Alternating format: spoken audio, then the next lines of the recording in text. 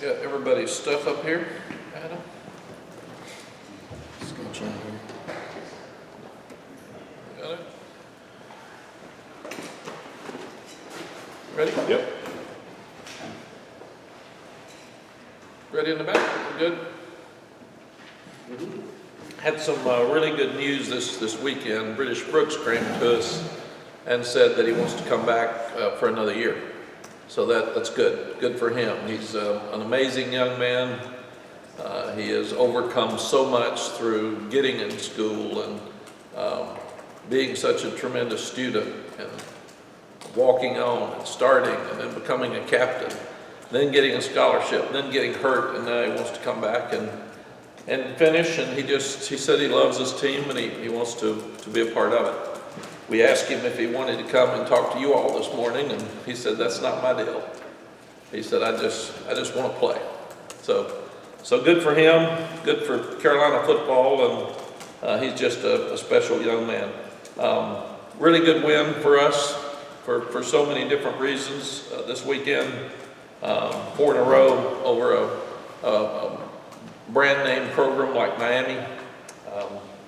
Winning 3 consecutive games on the road, which is really special. First time since 2016 for a program that didn't win a game on the road last year. 5-1 is the 4th time that we've started 5-1 since 1997. So this team is accomplishing a lot of really good things right now that really kind of unexpected when we started the season. Players of the game and contributors to the game. Defensively, once again this week, DeAndre Boykins. He just continues to play at a high level. He loves football. He practices and plays with a passion, and it's fun to watch him. He and those 2 linebackers they never slow down. They're all over the field, and that's the way it is every day. Des Evans, as a contributor, had his best game by far. He had pressures, he had tackle for loss, so we're really proud of him. With Ray Bahasic down, Kevin Hester played great. He had one of his best games, and also Miles Murphy's been limited as well. Sid Gray and Power Eccles we could talk about every week. I mean, they just, Sid Gray with the forced fumble at the end of the game was a difference maker, but he's all over the field and he played 80-something plays. So he's a special player, and Power continues to play well. Offensively, the player of the game was Caleb Hood. He made some outstanding runs for us, caught the ball well out of the backfield, and just played overall really well. William Barnes, before he went out at halftime, and Spencer Rollin had very good games as contributors. And we made a huge emphasis for blocking on the perimeter this week, and Antoine Green, J.J. Jones, and John Copenhaver did an outstanding job in that area. Special teams, player of the game was Jake Harkleroad. He is a guy that the players just love with his passion and the way he plays and the way he covers kicks. He was even in on the goal line stand, so he's playing quite a bit now and helping us. Obi had 3 tackles, so he was a top contributor and seems to always be that on special teams. Jalen Brooks, another walk-on, continues to impress as a contributor. John Copenhaver's name seems to be coming up all over the place. He did a really good job covering kickoffs.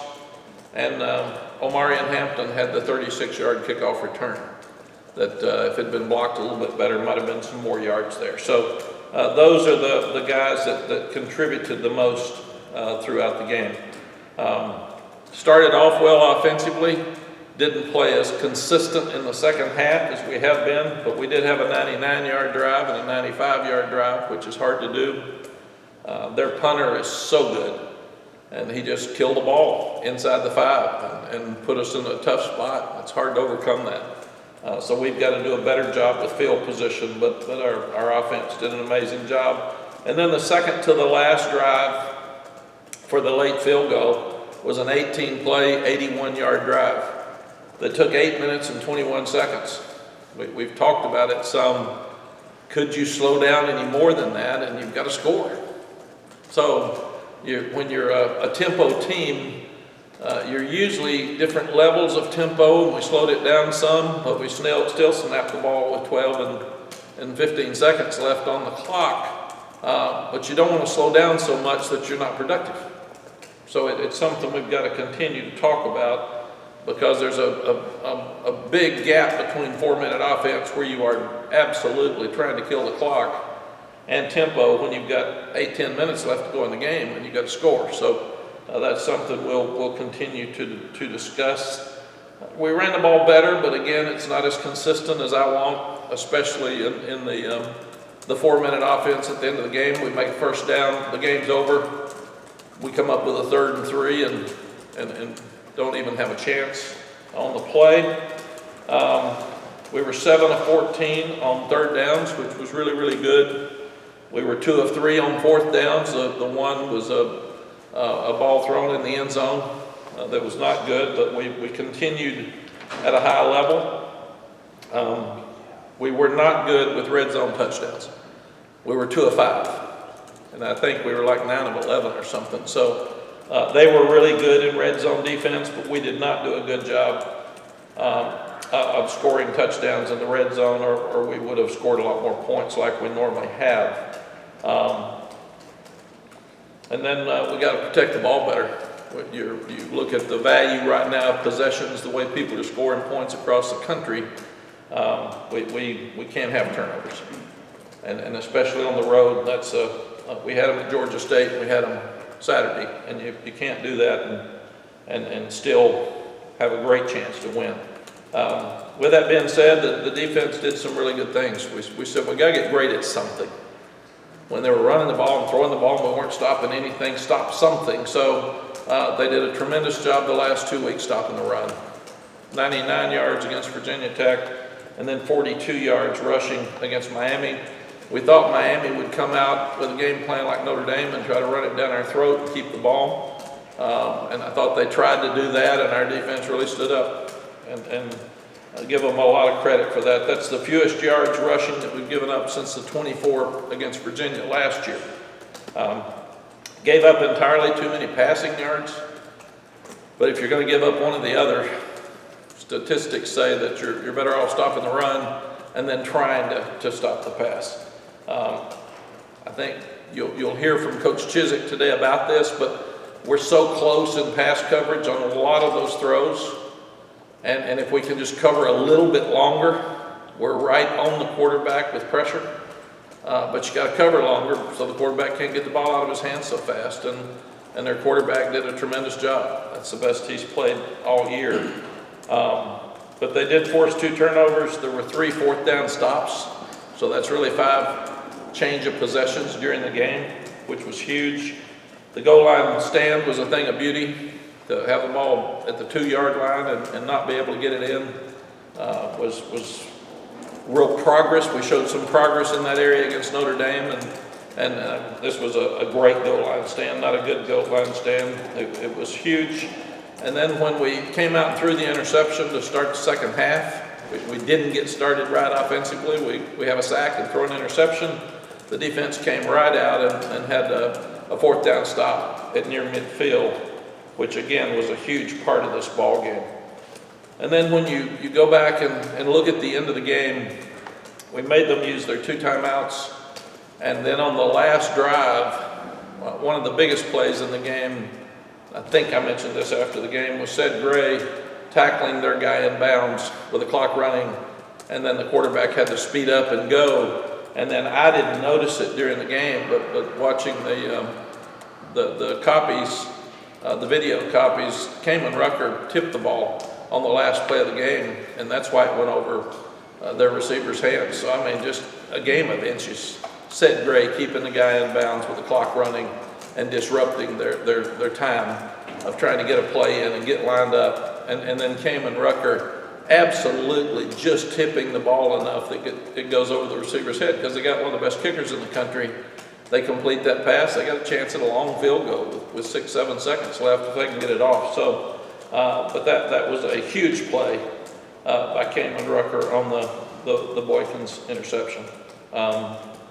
And we've only allowed 7 second-half points the last 2 games.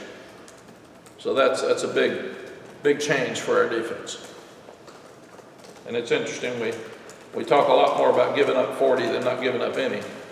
But those guys deserve a lot of credit, coaches and players, for what they've done. Defensively, we held them to, they converted on 5 of 14 third downs, which is better. And they were only 3 of 6 on 4th down. And that was a huge part of this game. Again, that's like 3 turnovers. Going for 4th down is cool, but you gotta make it. Or it is a turnover. And that's just something that we've got to continue to look at as we look at being aggressive offensively as well. Special teams, the kickoff coverage was really good. We're in a different place without Jonathan Kim. He kicked all the balls out. And now we're not, so we're having to cover every time. It's just different, and people are trying to return them against us. They're not fair catching.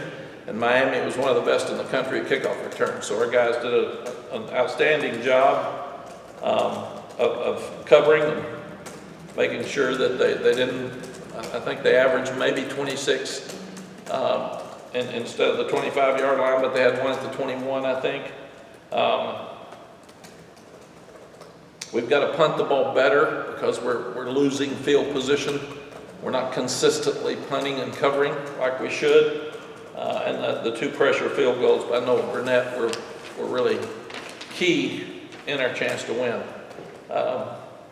This has been an exciting week. Duke Week always is. Mike Elko knows this game. He coached at Wake Forest for Dave Clawson for a long time. He did an outstanding job at Notre Dame and at Texas A&M. He's one of the best defensive coordinators in the country as an assistant, and they're doing a great job. They're running the ball, they're being physical, they're stopping the run, they're coaching them up, they're playing hard, they're playing with a lot of confidence, and people realize that because I was told this morning there's only 1,000 tickets left for the game, so it's going to be a sellout this weekend, and should be a lot of fun. Questions? Mack, you faced Mike Elko's defense at A&M in the Orange Bowl in Miami. Do you see any similarities between how that A&M team played and how this Duke team is playing this season? Yeah, Mike knows what he's doing. He's very confident in what he's doing. He's not going to change. It'll be the same stuff. When it works, you don't change it. I think the biggest thing he's doing is he's got them playing with confidence. They're playing hard. They're running the ball, and they're making yards on 1st down, which we're not consistently. And that gives them a great chance to have 3rd and shorts, and they're staying on the field. And I've been really impressed with their special teams. They're doing a great job of special teams. When you say you guys are getting closer in pass coverage, how much of that is related to getting a little bit more of a conventional pass rush going? I think the pass rush has been better than the coverage. Gene can tell you that, but if they're wide open, we're all telling quarterbacks get the ball out of the hands. And we had too many sacks this week, but we held the ball some because Miami did a good job on defense of disguising and confusing us some. But we think that our rush has been better than our coverage and that we're close on coverage. So get a little bit wider, hang in there a little bit longer, tip a ball. So Gene will talk to you about that today, but that's what our defensive coaches feel more than anything else, that we need to cover better so we give our defensive front just a little bit longer to affect the quarterback. Somewhat staying on that, Cedric said the other night, agreed with the premise that with the talent you guys have on defense, it appears that some guys are having flare-up plays, showing that talent at times. He said that's sort of a sign of things coming together because those plays weren't being made earlier. Tony Grimes is a perfect example of that. Are you seeing that, and is that part of the process of everybody sort of meeting at a common point? Yes, we have not been consistent on offense on defense since we've been here. We've been better on offense than we've been on defense. We've had better players on offense. We've had 2 great quarterbacks now. With 2 running backs are starters in the NFL. The receivers played in the NFL. So we've been very talented on offense. Defensively, we've been catching up. And we've got a lot of young guys that are playing, and they are getting better, and they are getting more confident. but we've got to get so we consistently play great defense to have the program we want. We can't outscore people all the time. And hopefully after the last 2 weeks, we're headed in that direction. We played a lot of defensive linemen. There's been a lot of discussion about that since we've been back, and a lot of those guys played. It was really humid when the game started. We were concerned about it, and we didn't know, that it's like the Texas field, the sun goes down, but it goes down on the Miami sideline, not the Carolina sideline, so you're over there in the heat. But the guys handled it well, and I'm not sure Gene could tell you, but we played probably 6, 7, 8 defensive linemen. So we played a lot of those guys. You played 12, including the Jacks. Was it 12? Yeah. Including the Jacks. But with that being said, like without Raven Hasek too, what'd you see people step up? Shaw, Hester, in replace of Hasek, who's been big for you all the last 3 years? Ross, it's a good question. We all need a purpose. And we say that guy's not playing very well. Well, if he's not playing, it's hard to practice with passion, and it's hard to be excited if you don't think you're going to play. When you put Keyshawn Silver in for 10 plays, he knows he's going to play. He practices better. And the same thing with Kendrick Binkley-Jones. You just look at those guys. Jacoby Cowan, he gets his sack last week. They come into the meeting room with a smile. They come in excited and they're proud. And it's one of the more difficult things in football with all the numbers. And if you can play guys and trust them enough and still win, it just helps your team so much. It helps with the transfer portal. It helps with the confidence. It helps with depth. Because Ray's arguably our best defensive lineman. He's made more plays, and here we are without him going to Miami. And then I think Miles Murphy played 27 plays, so he didn't play very much. So you take 2 of our best players out against a really good team and stop the run, that means the depth's finally kicking in and we're making some progress. Are you seeing a shift in the mood and morale of the team? It seemed like after Notre Dame, it was kind of, from our perspective, a little dark and almost depressing, but now 2 wins with everything in front of you, 2.5 goals. Do you see a shift in the mood of the players? Yeah, you all live in a dark world. So Not all of us. if it's a game where there could possibly be some negatives, oh my gosh, that's all you get. You don't get the upbeat and positives. But weirdly enough, I do think that these guys gain great confidence after Notre Dame, seeing we just got whipped, and saying, okay, here's the deal. They've been telling us we're too soft. They've been telling us we got to do this, but man, it's real, so let's go to work. And they took that game and turned it into a positive about being more physical and stopping the run. And that's where I feel like Gene is such a great teacher, showing the guys in a positive way that we're not accountable enough because we didn't stop the run. You can't win a game if you don't do this better. It's made them better. And they are very confident right now, but not complacent. They're excited. I said back in the spring, last year's team was hard. It was just, you never knew who was going to show up. And this year's team, so far, they've practiced well. Every day with practice, they've been excited.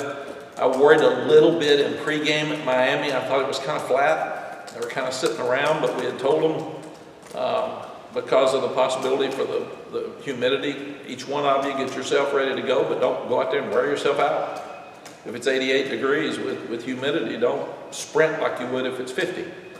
So be smart. So I actually think they did that. And I was worried about it some, but they played hard and they're ready to play. And so I just think this is a team that unlike last year's, is a team that likes to play. They like each other, and they are feeling much more confident about themselves.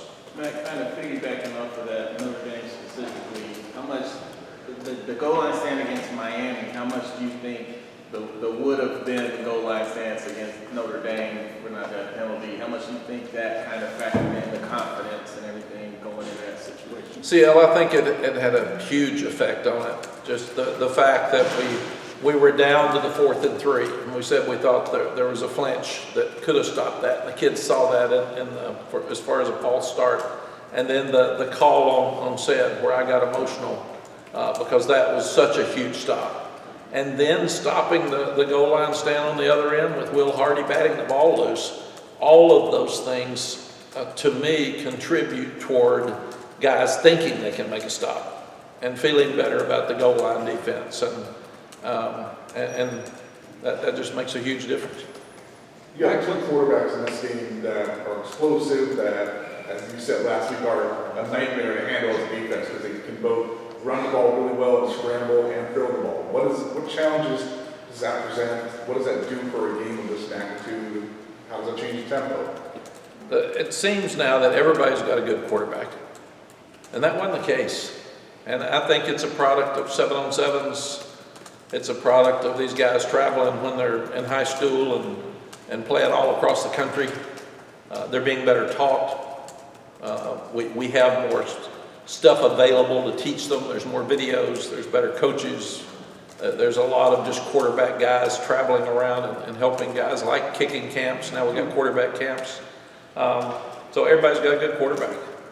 And that's why I think we're seeing closer games.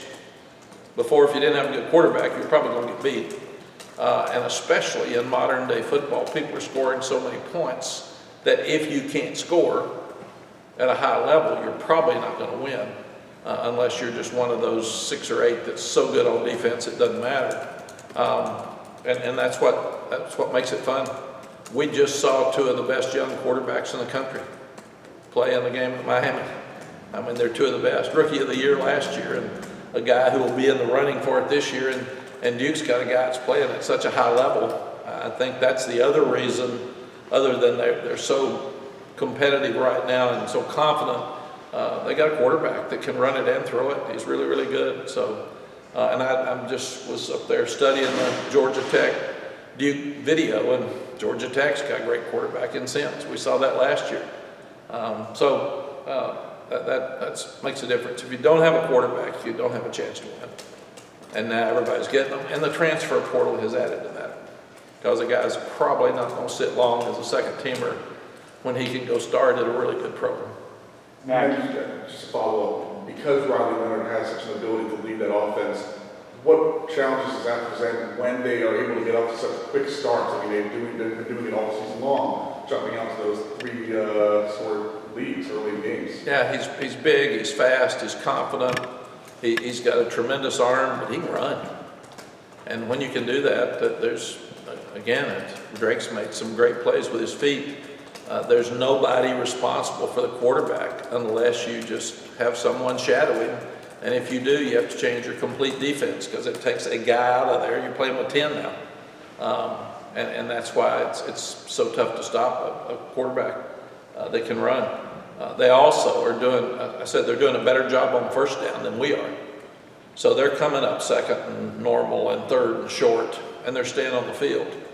And that's a product of a really good head coach that believes in defense and running the ball and stopping the run and staying on the field. And you can tell that's their plan, and it's working for them. I know we asked you a lot of questions about the defense Saturday night, and we wanted to get today, but I mean, you always say you got to be able to run the ball to win games in college football. You got to be able to stop the run. Like, just from a pride standpoint for you as a coach, like, how proud are you to have seen what you've been able to improve in stopping the run? You know, beyond the X's and O's, just the feeling you've gotten, you know, watching the last 2 weeks and the stops you guys have had on the ground. Yeah, Adam, I'm really proud. I mean, I love Gene Chizik. I believe in him. We said it when we gave up 40 points to App State. Everybody's ready to have him thrown out. And what's going on, man? And he's been in TV too long. And I saw practice. And I know that we were lining up right. And I know that we were trying hard. And then you sit there and you look at it. And I go to him and say, okay, help me with this now. I'm like a fan here. I watched 40 points being given up. And he sat there and said, look at this. We got to get this fixed. It's 2 guys. Look at this. There's 1 guy out of position here. And of course, my question to him would be like fans, why is he out of position? We got to get him in the right position, and that's our job. That's coaching, and he does that. So he's got the perfect temperament for our defense right now because he's confident. He's not a screamer and a yeller, but he's a motivator, and he's pushing them hard. But as tough as some of those games were, he'll pick them up. And that's what he does. And he'll go in and show, here's what we didn't do right. Let's talk about what we did right. And if we can just extend this a little bit, then man, we're close.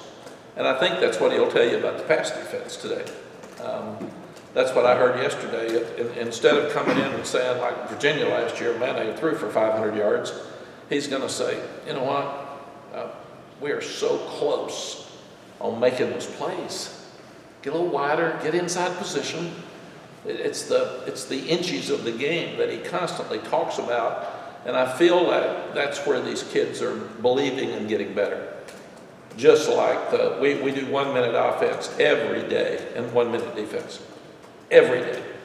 And I mean, the said Gray holding the guy in bounds was not an accident. That's coaching.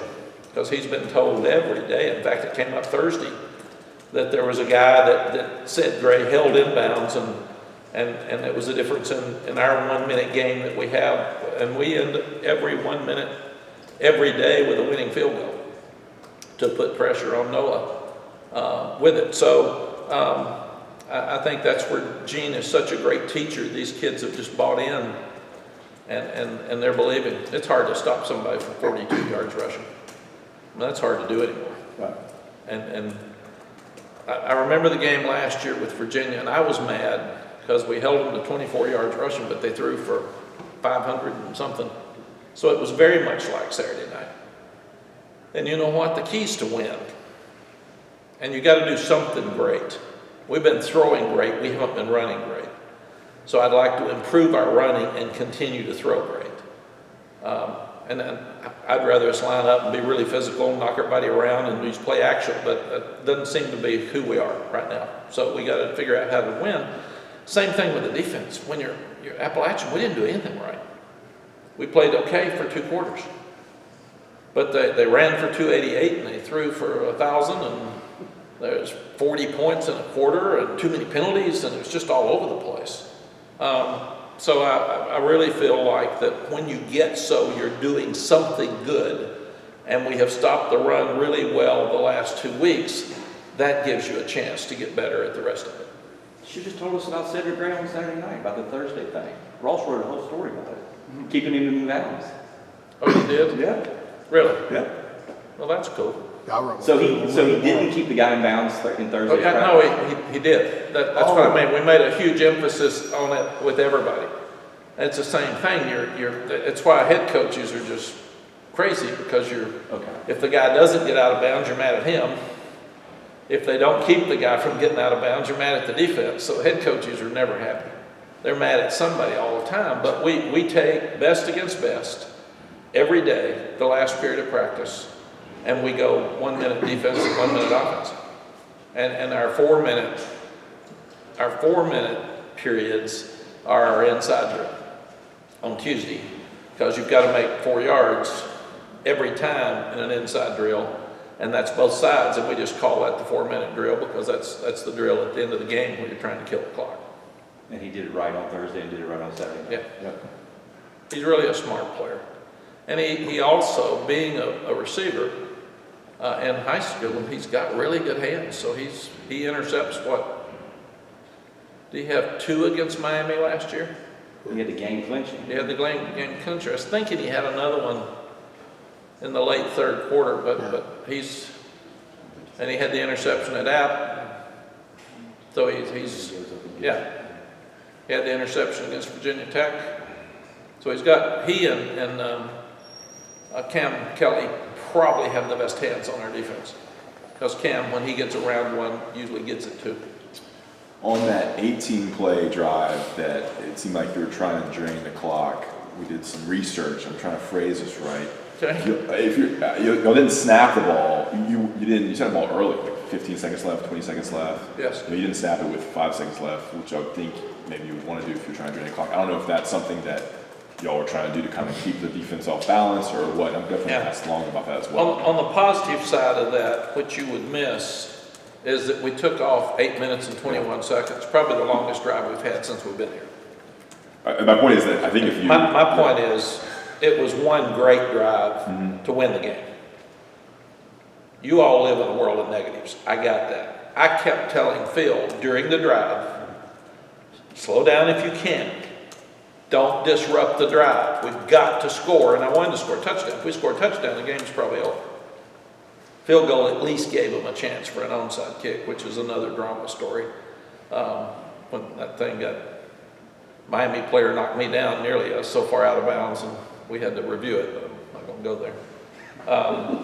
But 18 plays, 81 yards, and it's really tricky.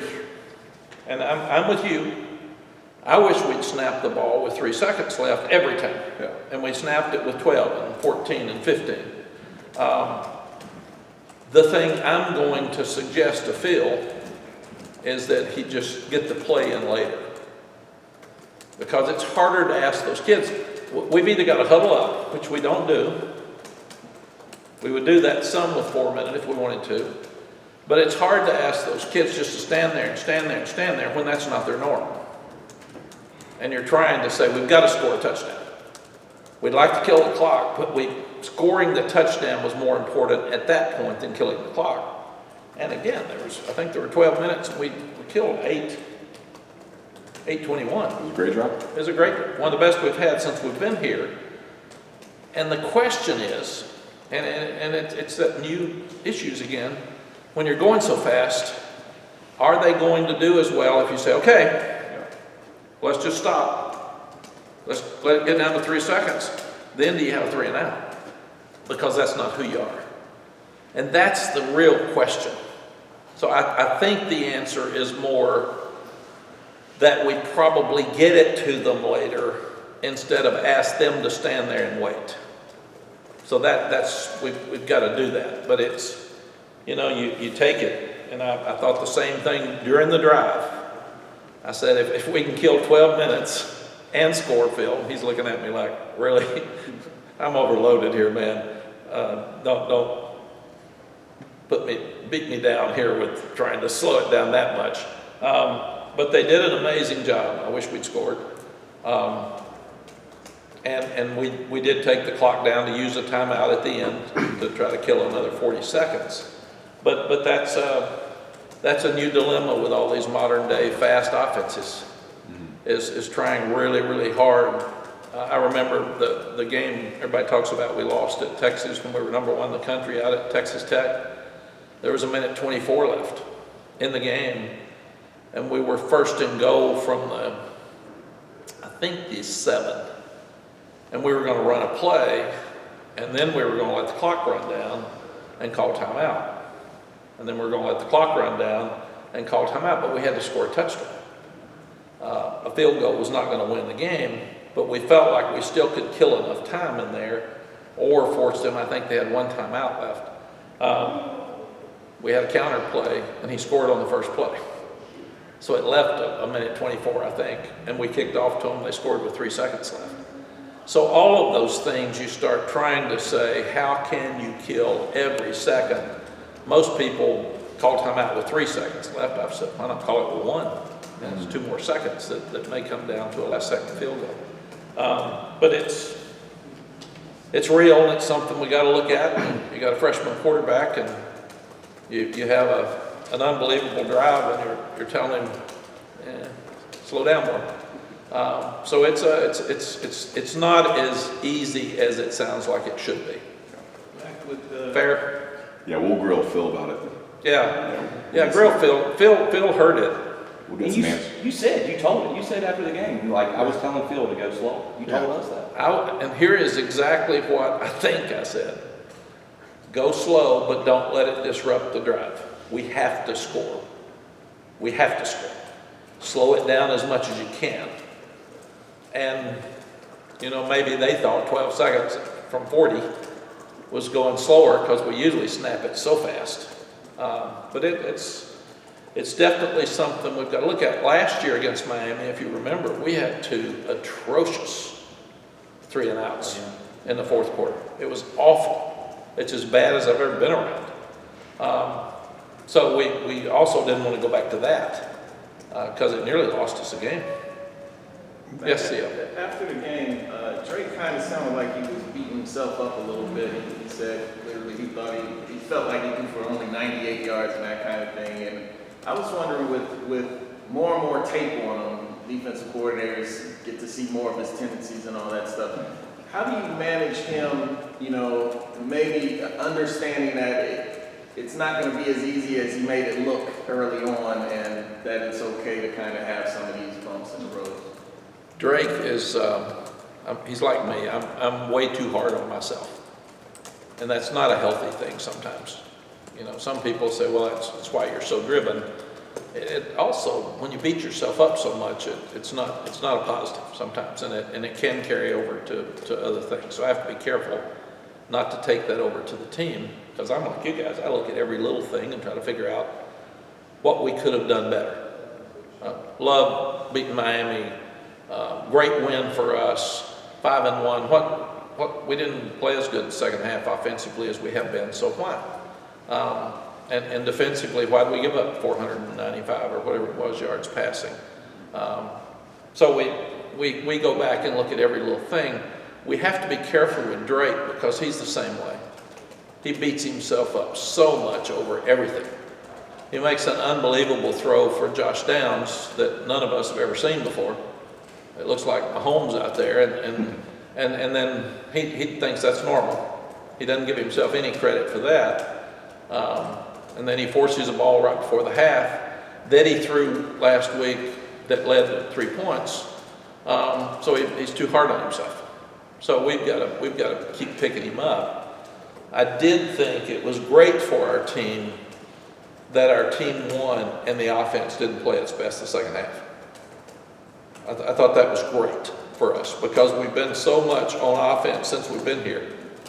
We haven't won many games just because of our defense.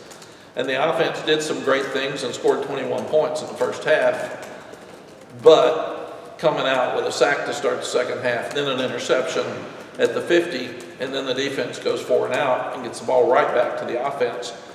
The defense is starting to feel their presence and their importance in winning games, and that's a real positive for this team. To that, you're 3-0 on the road. If you throw out the stats, defensive stats of those 3 games, the defense stepped up and made plays at the end of those games to get you wins. True. Can that do something for the culture of that side of the ball, and are you starting to see some of that? I am. I really felt like it happened at Georgia State after the awful fourth quarter at App State. Georgia State, second half was good, but that fourth quarter where we turned the ball over offensively twice, we had to step up on defense or we might have lost the game. And I thought that was a huge plus for them. And then Notre Dame, we had some good moments, but they whipped us. And it was obvious if we're going to be a national program, we cannot do that. We can't sit there and just get shoved around. And then Virginia Tech, they did much better, and then Saturday, they did much better. And going into Saturday's game, one of the things I was really interested in was would Miami muscle us around, like Notre Dame did? Would they just hammer us and with a great quarterback still be able to run the ball so much, it would be Miami-ish, and they would just throw play action and we wouldn't have a chance. And early in the game, felt like the defense established the fact that we were going to be physical in the game, and they knew they were going to have to throw the ball.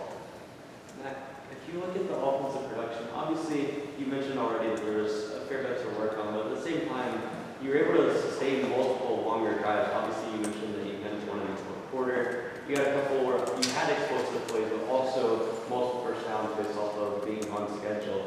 How do you feel like that's developed over the course of the season? I know at points you mentioned that's been through the weeks. Yeah, we are really spoiled offensively. I mean, how many people can have a 99 to 95 yard drive and be mad at their offense for touchdowns? And then how many people at a critical point in the fourth quarter can have an 18 play drive for 81 yards and be 4th and goal at the 2 and be disappointed that you're not scoring touchdowns. So I do feel like that we're probably not being as fair to our offense, but the offense has such great potential. We want to continue to improve. We don't want to sit there and say, this is okay. But you start looking at every weekend, there's just surprises, scores that you said that can't happen. I mean, you can go through the App State beats A&M. A&M had a throw in the end zone to beat #1 Alabama at the end of the game. App State gets beat by James Madison, who kills Middle Tennessee State, who beats Miami, and then App State loses to Texas State.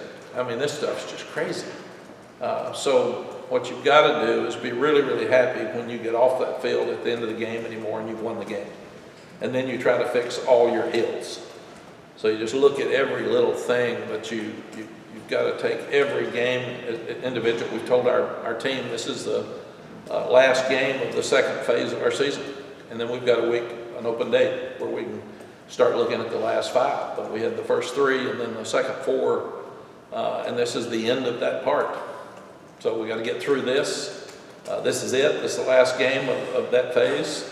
And then get ready to reevaluate again, clean up what we've done for the first 7 games and get ready to finish. Mack, you mentioned Will Hardy earlier. You were obviously very high on him for the punch out against Notre Dame. Looked like he got some more snaps against Miami. What else has he been doing to earn a spot out there? He's a coach's kid, really smart, athletic, plays more mature than his age. So we feel like he's got a chance to be really good. He's played that great tight end at Notre Dame, and then Maye the other day is one of the top tight ends in the country, and he was trying to cover him on the seam and got beat, but he's getting some valuable experience, and he's on all special teams. But we feel like Will Hardy's going to be a really good player for us.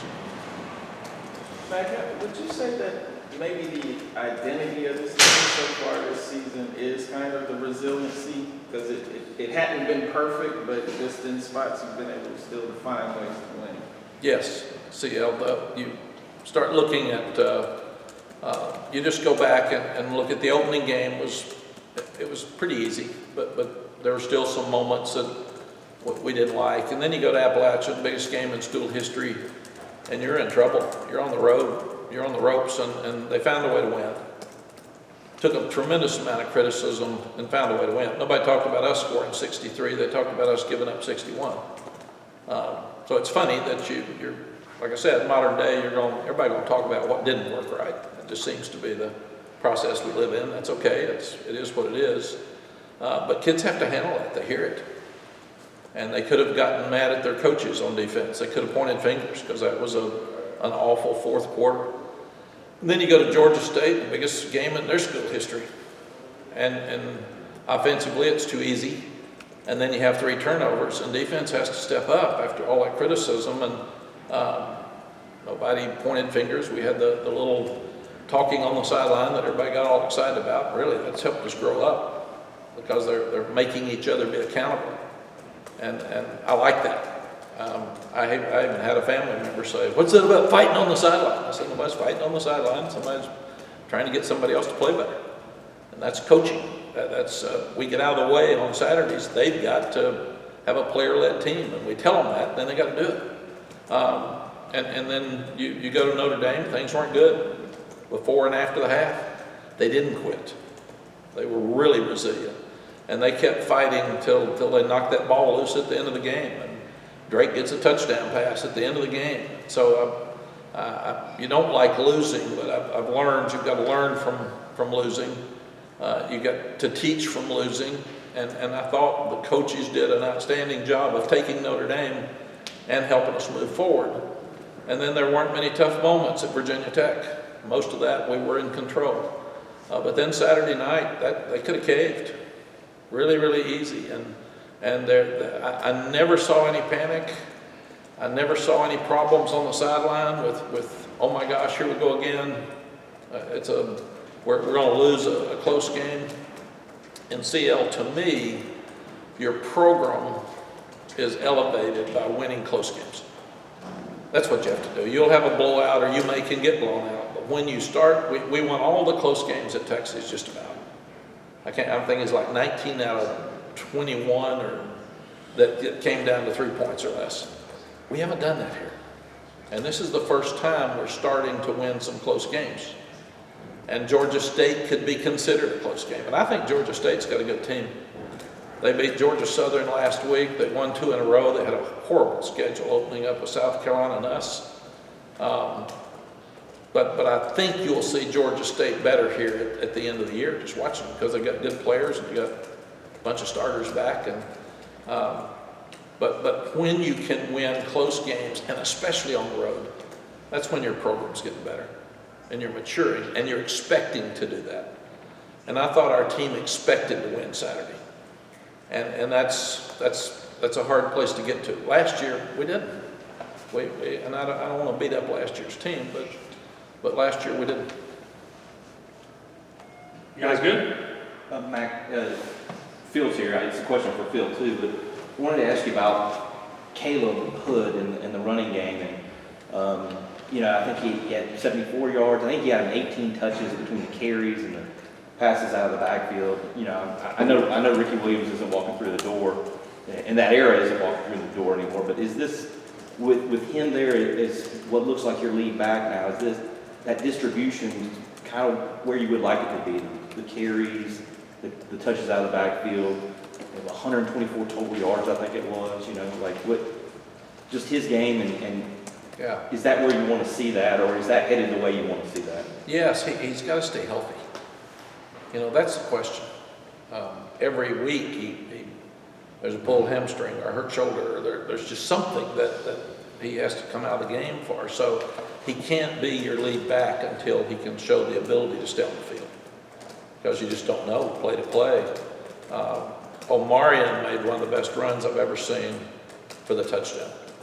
We have 2 unblocked, and it's about the 4-yard line, and he is stopped, and he spins and fights and gets in there where they did the replay. It was an unbelievable run. He's done that time and time again, but we've also got to get him to keep his head up, and there's still, he was so close to breaking a long one on Saturday on that long drive.